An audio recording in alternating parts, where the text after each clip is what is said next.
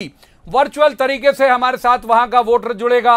दो खास मेहमान हमारे साथ मौजूद हैं। हमारे साथ हैं दिनेश गुर्जर, ये प्रदेश अध्यक्ष हैं किसान कांग्रेस और मुरैना जिले के प्रभारी भी हैं। स्वागत है दिनेश जी का। और दूसरे मेहमान हैं पंकज चतुर्वेदी, जो कि बीजेपी के नेता हैं और उस इलाके में चूंकि सिंधिया जी का प्रभाव ज्यादा है तो सिंधिया जी के समर्थक नेता भी के तौर पर पहचाने जाते हैं। पंकज जी का भी स्वागत है। तो आज इस प्रोग्राम के दौरान हम कोशिश करेंगे कि मुरैना के अधिकतर वोटर हमारे साथ जुड़ जाएं, अधिकतर समस्याएं वहां की हम ले लें और क्या जमीनी हालात हैं ये बता सकें आपको। चूंकि प्रोग्राम का नाम है कहता है वोटर, लिहाजा वोटर से ही शुरू करते हैं। सबसे पहले वोटर मुरैना के क्या मुश्किल वो बता रहे हैं, सुनते हैं। ये जो एक तो रोजगार की कमी यहाँ हो गई है, माइग्रेट होकर लेबर यहाँ आई है अन्य प्रदेशों से, उनके लिए क्या रोजगार के अवसर वो प्रदान करेंगे, कैसे उनको मैनेज करेंगे।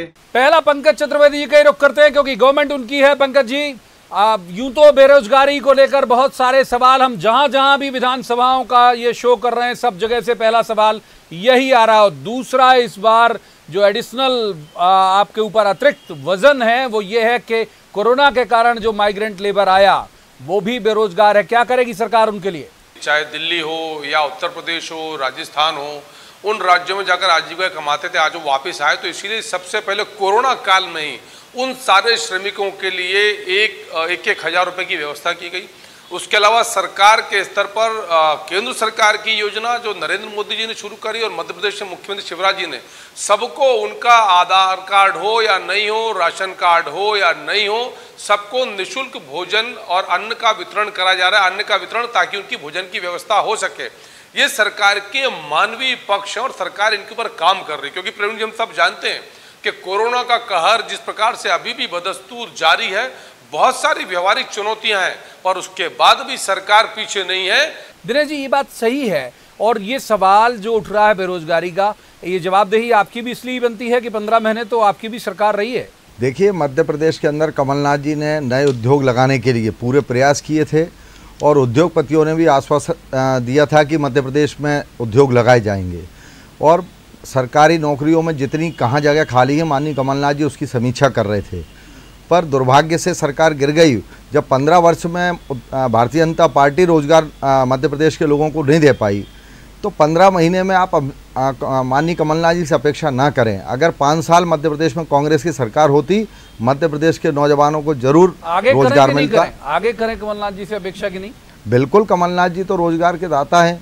एक प्रेरणा है, हिंदुस्तान में एक मिसाल है कि कमलनाथ जी नौजवानों को आगे लाते हैं, रोजगार की चिंता करते हैं। हमेशा उनके, आपने कभी भी विचार सुने होंगे तो नौजवान की जरूर बात करते हैं। वो पॉलिटिकल मसले पर भी बात करेंगे, लेकिन चूंकि प्रोग्राम का ही नाम है कहता है वोटर, लिहाजा ज्यादा मैं भी कुछ नहीं कहूंगा, ज्यादा मेहमानों से भी बहुत कुछ कहने नहीं दूंगा।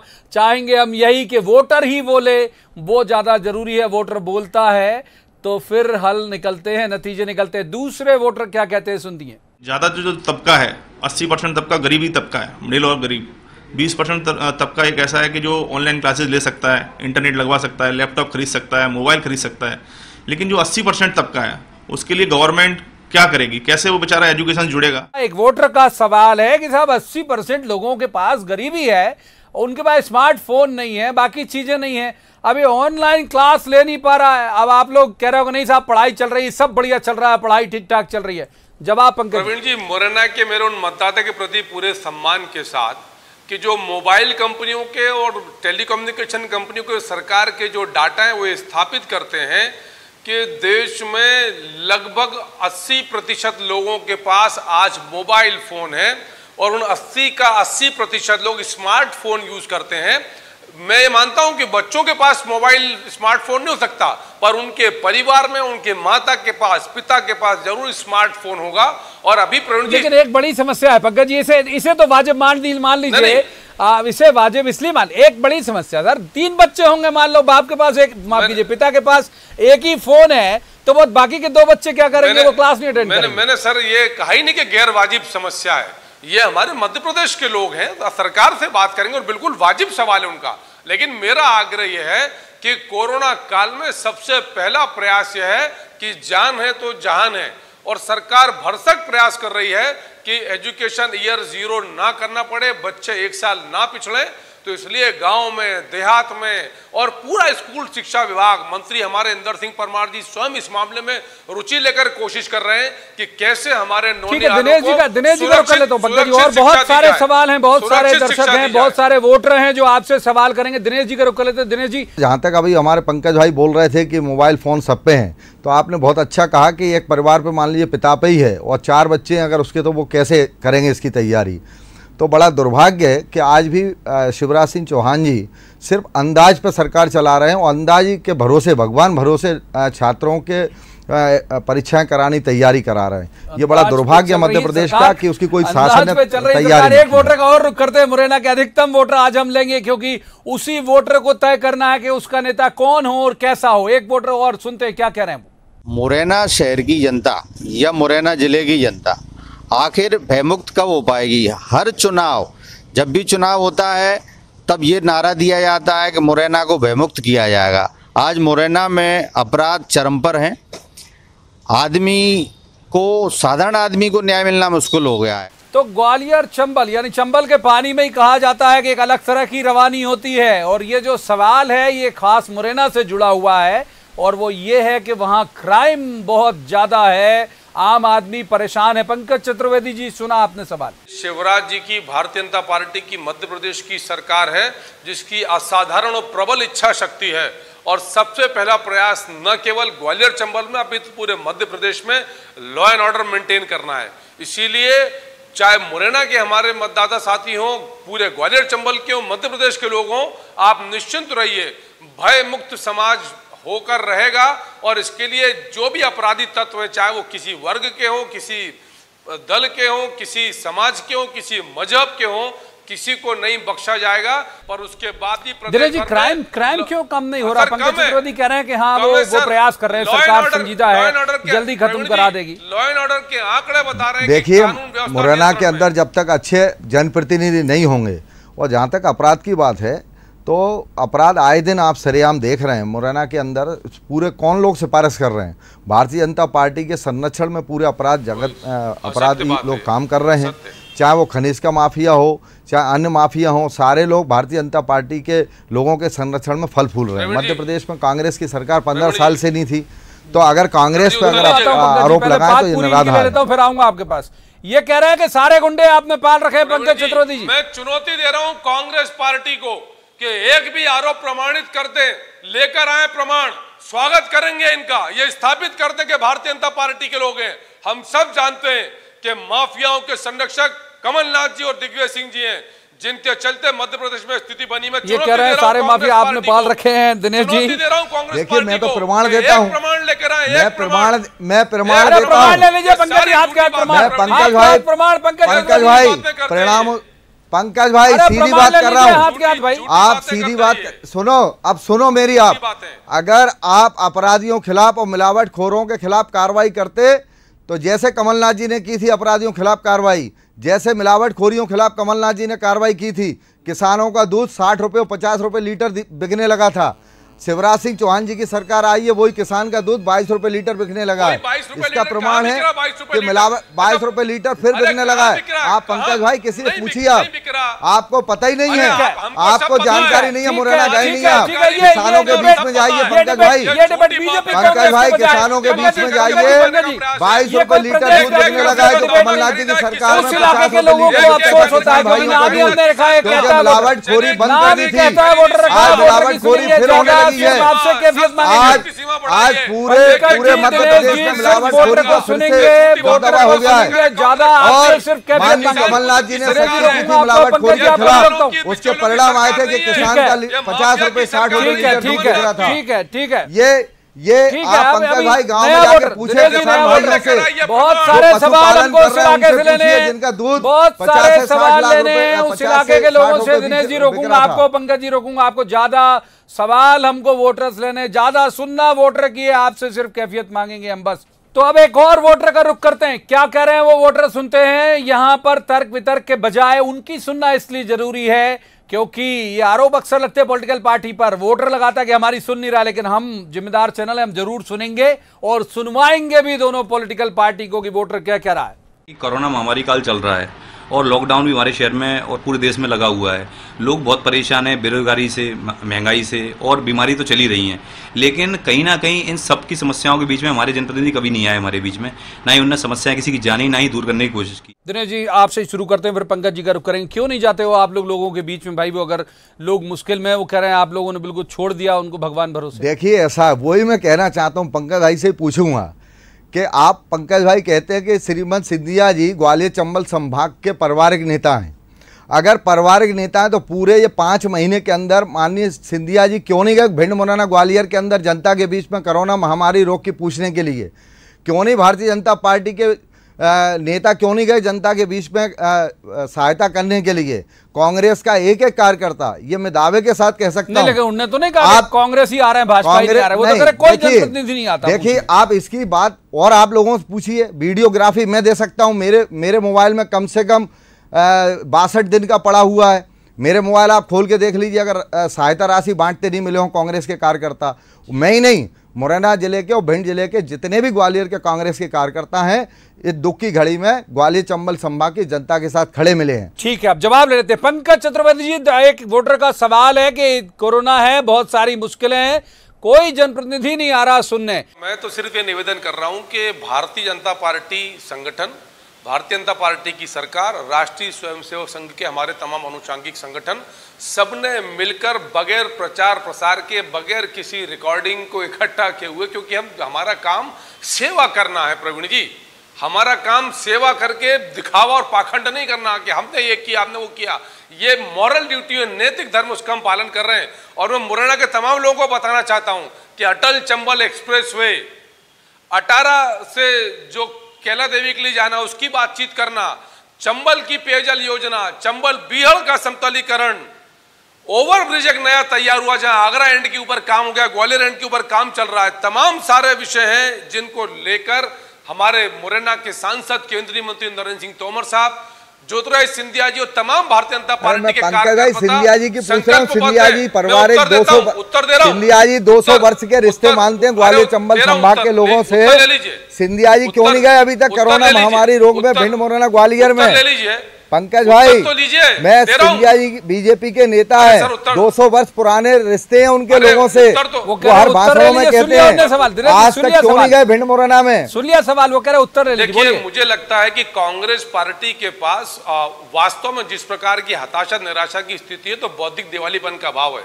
सिंधिया जी ने 12 मार्च को दौरा किया भोपाल का, नामांकन भरने राज्यसभा का। उसके बाद सिंधिया जी दूसरी बार भोपाल आए जब मध्य प्रदेश में मंत्रिमंडल का विस्तार हुआ। तीसरी बार सिंधिया जी आए आगर मालवा हाट पिपलिया जब कैलाश जोशी जी की प्रतिमा का अनावरण था। और चौथी बार सिंधिया जी दौर में महाकाल की सवारी के लिए गए, जिसके दौरान स्वयं सिंधिया जी कोरोना से संक्रमित भी रहे। तो आप क्या चाहते हैं? कमलनाथ जी ने कितने दौरे कर लिए ग्वालियर, चंबल, मुरैना, मध्य प्रदेश के?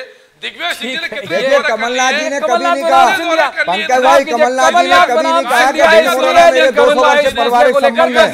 सिंधिया जी हमेशा ये कहते हैं कि भिंड, मुरैना में मेरे पारिवारिक संबंध है 200 वर्षों से।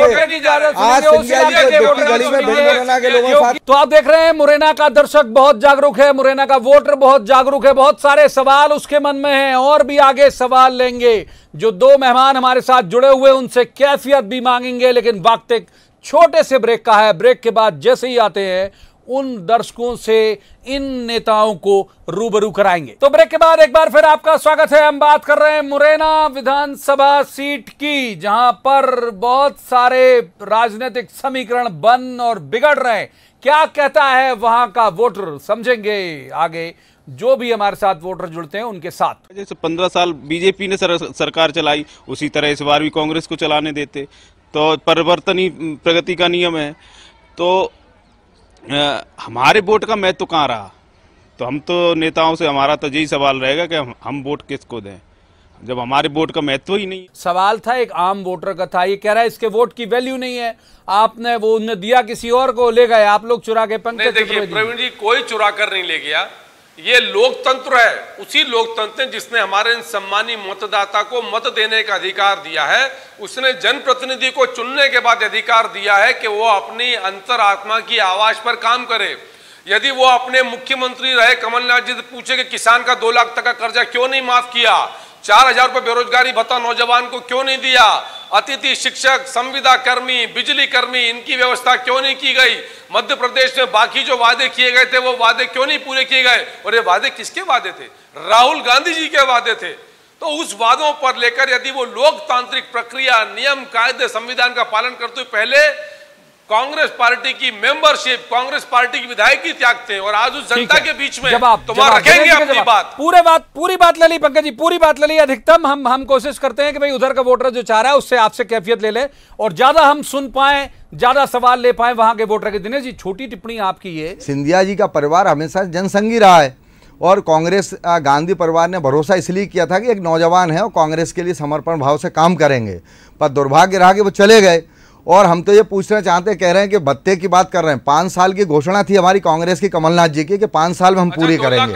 पर हम ये कहना चाहते हैं कि भैया चलो हम कुछ नहीं कर पाए, कम से सिंधिया जी के किले और प्रॉपर्टी तो सुरक्षित हो गई। पूरे 15 महीने में सिंधिया जी अपने किले और संपत्ति को बचाते रहे। किसान भाइयों के लिए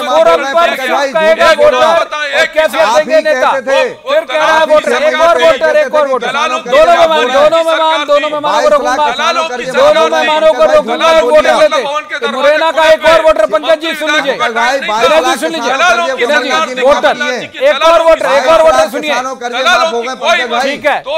अरे पंकज जी वोटर क्या कह रहा है सुन लीजिए, कहता है वोटर। सबसे ज्यादा आपको देखा होगा कि टूरिज्म और इवेंट लाइन को सबसे ज्यादा इसमें फर्क पड़ा है। आप अप्रैल से देख रहे हैं, जब से लॉकडाउन हुआ है तब से शादियां बंद हो चुकी हैं। आज मैं खुद असमर्थ हूँ कुछ काम करने के लिए।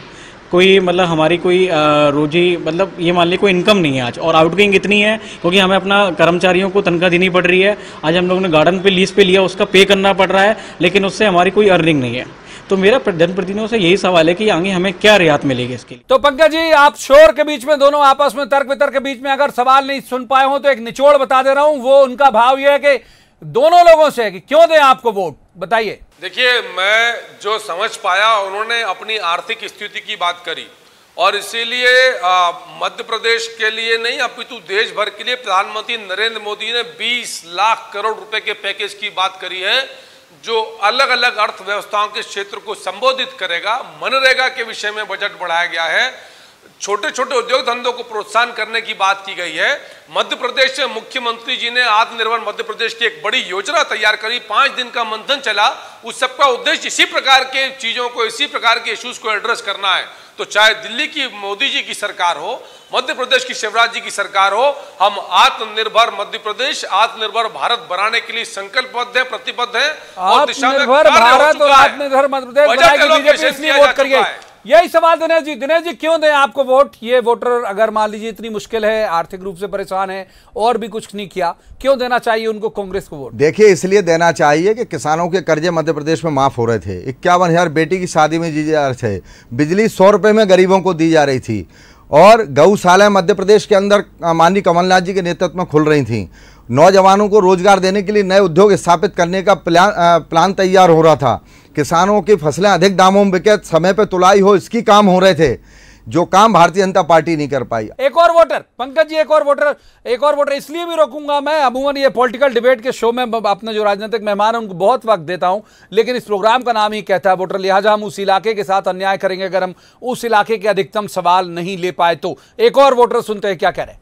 स्वास्थ्य संबंधित कुछ सेवाओं की जरूरत पड़ती है तो हम लोग है ना तुरंत ग्वालियर भागते हैं, जबकि जिला मुख्यालय है तो यहाँ पे सभी सुविधाएं उपलब्ध होनी चाहिए। और शिक्षा के लिए भी ये नहीं है कि सब मुरैना में कुछ नहीं है, सीधे सीधे ग्वालियर पहुँचो। इसलिए अच्छा है कि मुरैना को भी साथ में विकसित किया जाए और शिक्षा की पूर्ण संभावनाएं विकसित की जाएं। पंकज जी हेल्थ मिनिस्टर रहे रुस्तम सिंह, उसी इलाके के हैं, बड़े नेता हैं उस इलाके के।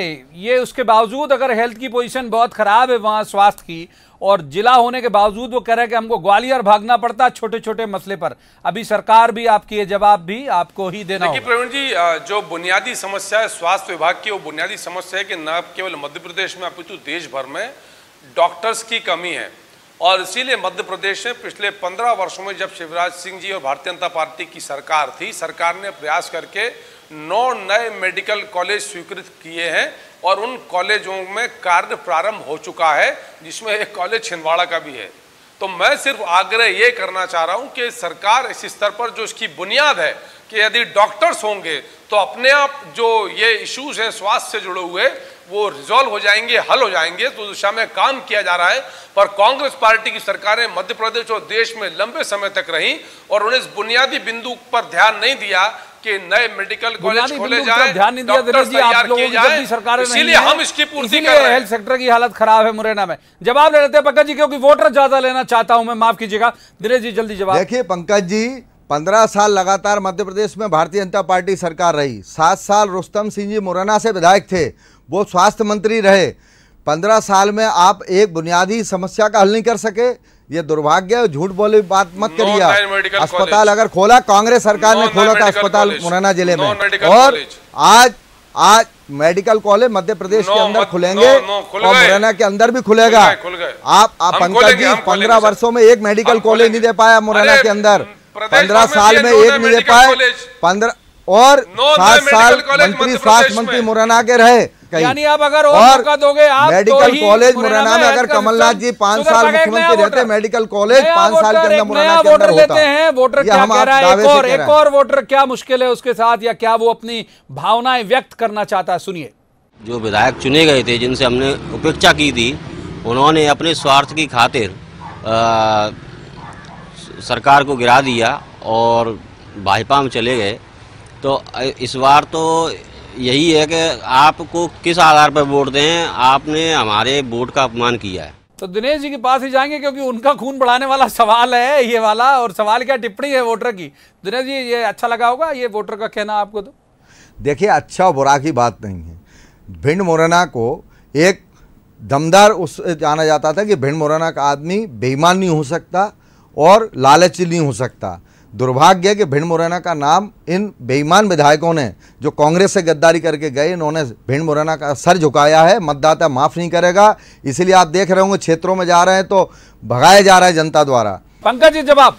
देखिए प्रवीण जी, मैंने पहले भी उत्तर दिया, फिर आग्रह कर रहा हूं कि यदि मुख्यमंत्री और उनकी सरकार अपने वादों की पूर्ति ना करे, वल्लभ भवन के दरवाजे दलालों के लिए और व्यापारियों के लिए खुले हों, जो मुख्यमंत्री उनके एजेंटों को कमीशन बांटे, कांग्रेस के मंत्री विधायकों से ना मिला जाए। और ये पहली बार हुआ, आपको स्मरण है कि गोविंद सिंह राजपूत जी ने बतौर मंत्री, प्रद्युम्न तंवर जी ने बतौर मंत्री भरी कैबिनेट शुरुआत में कहा था कि मुख्यमंत्री कमलनाथ जी आप मंत्रियों की नहीं सुनते।